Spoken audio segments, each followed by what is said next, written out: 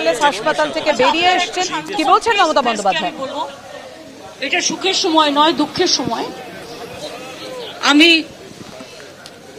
রশিদ আলী, যে আমাদের সকলের ভাই ছিল এবং সঙ্গীত সম্রাট, দীর্ঘদিন তিনি চিকিৎসাও করেছেন, এমনকি কিছুদিন আগে তিনি উত্তরপ্রদেশে প্রোগ্রামও করে এসেছেন। তার ছেলেও খুব ভালো গান করে, তার স্ত্রী ছেলে মেয়ে সবাই আছে, এখানকার চিকিৎসকরা আছেন। আমি প্রথমে চিকিৎসকদের বলবো যে তাদের কিছু বলার থাকলে আপনাদের জানাতে, তারপরে আমি আমার কথা বলবো।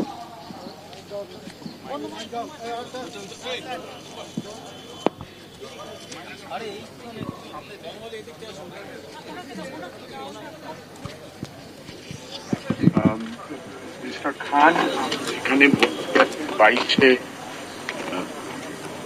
নভেম্বর থেকে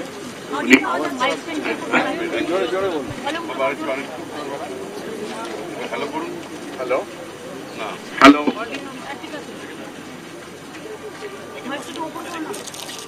হ্যালো হ্যাঁ, মিস্টার খান আমাদের হাসপাতালে ভর্তি হন 22শে নভেম্বর একটা ইন্ট্রাসেরেব্রাল হেমারেজ নিয়ে।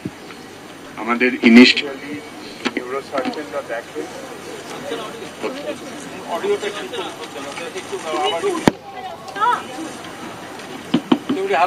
হ্যালো হ্যাঁ, তো মিস্টার খান আমাকে দিন প্লাগটা খুলতে।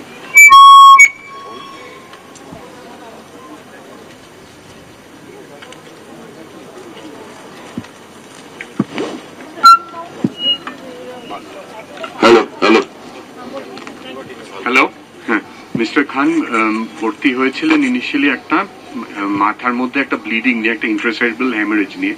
সেটা আমরা নিউরোসার্জিক্যাল টিম দেখার পর ডিসিশন নেওয়া হয় যে ওনার ক্ষেত্রে কনজারভেটিভ চিকিৎসা করাটাই ওনার পক্ষে ভালো, এবং কনজারভেটিভ চিকিৎসায় উনি মোটামুটি ভালো রিকভার করছিলেন।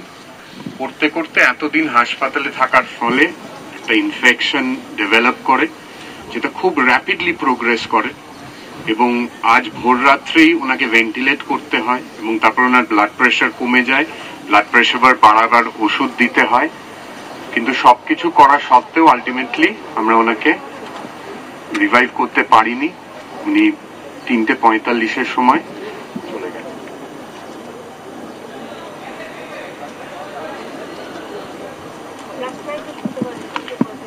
3:45-এর সময় উনি চলে গেছেন আমাদের থেকে। না, আমি পিয়ারলেসের এখানে ম্যানেজমেন্টের সকলে আছেন, আর যিনি আপনাদের কাছে অ্যানাউন্স করলেন তিনি ওনার ডক্টর ছিলেন এবং তিনি তার সাধ্যমতো চেষ্টা করেছেন। আমার সাথে রশিদ আমার ভাইয়ের মতো, রশিদ আলী খানের স্ত্রী, মেয়ে এবং ছেলে এবং মেয়েরা আছে। আমরা সবাই মিলে এই শোকাহত এই খবরটা, আমি তো জাস্ট গঙ্গাসাগরে ছিলাম, গঙ্গাসাগর থেকে জয়নগরে গিয়ে আমার কানে কানে কিছুটা খবর আসছিল। তারপর আমি নবান্নতে ফিরে আসার পরেই আমার কাছে খবর আসে এরকম কিছুটা হতে চলেছে। সেজন্য আমি চলে আসি সঙ্গে সঙ্গে খবর নেওয়ার জন্য। তখনও আমার কাছে শেষ ইনফরমেশনটা ছিল না। এখানে এসে ডাক্তারদের সাথে কথা বলে আমি জানতে পারি, ওর পরিবারের সাথে কথা বলে, যে তারা তাদের সাধ্যমতো চিকিৎসা চেষ্টা করেছে, সাধ্যমতো চিকিৎসা দিয়ে, কিন্তু ultimately it's a great loss.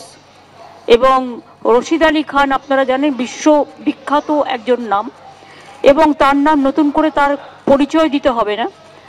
তিনি আর্টিস্ট হিসেবে বলতে পারেন সঙ্গীত সম্রাট, এবং উত্তরপ্রদেশে তাদের অরিজিনাল জন্মের স্থান।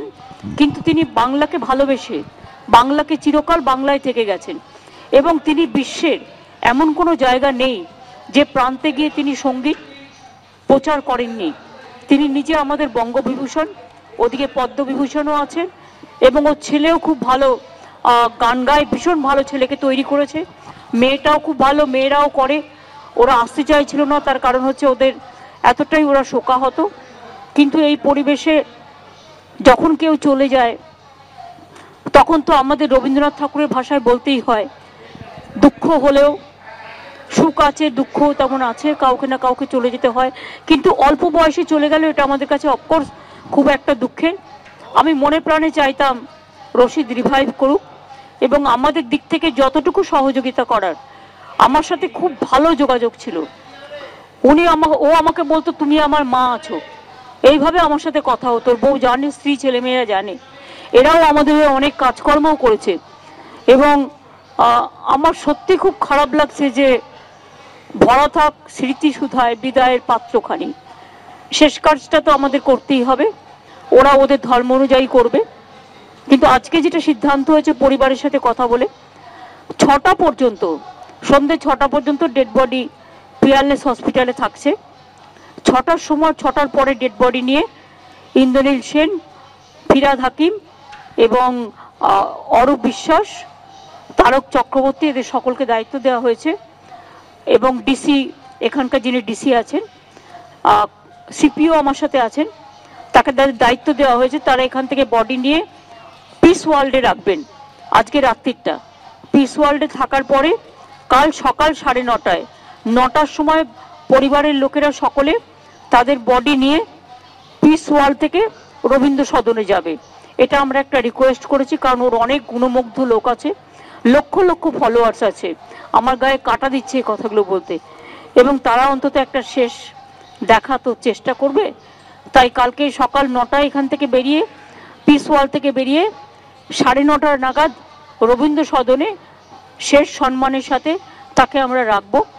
যারা শ্রদ্ধা জানাতে ইচ্ছুক, তার ভক্তরা, যারা গুণমুগ্ধ মানুষ, সর্বধর্ম সর্বসম্প্রদায় সবাই, তাদের আমি অনুরোধ করব ওখানে এসে রেসপেক্ট পে করবে। বেলা 1টা নাগাদ সাথে ইন্দ্রনীল সেন, ফিরহাদ হাকিম এবং অরূপ বিশ্বাস থাকবে। রবীন্দ্র সদন আমাদের সবচেয়ে বেশি সম্মানের জায়গা, ওখানে আমরা বিশেষ বিশেষ মানুষকে সম্মানিত করি। এবং তারপরে ঠিক বেলা 1টার সময় কলকাতা পুলিশের পক্ষ থেকে আমাদের সর্বশ্রেষ্ঠ সম্মান, যেটা হচ্ছে গান স্যালুট, রবীন্দ্র সদনেই আমরা দেব। গান স্যালুট দেওয়ার পরে তারপরে আমি এখনো বলছি আমার গায়ে কাটা দিচ্ছে, কারণ আমি ভাবতে পারছি না রশিদ নেই। এবং আমি কথাগুলো বলছি আমার বলতে হচ্ছে বলে, হয়তো এ কথাটা বলতে কষ্ট হচ্ছে, কিন্তু কি করব বলুন, সবটাই সামলাতে হয়। এবং পরিবারগুলো যখন একা হয়ে যায়, দুঃখ পায়, তাদের পাশে আমাকে তো ওদের হয়ে থাকতেই হয়।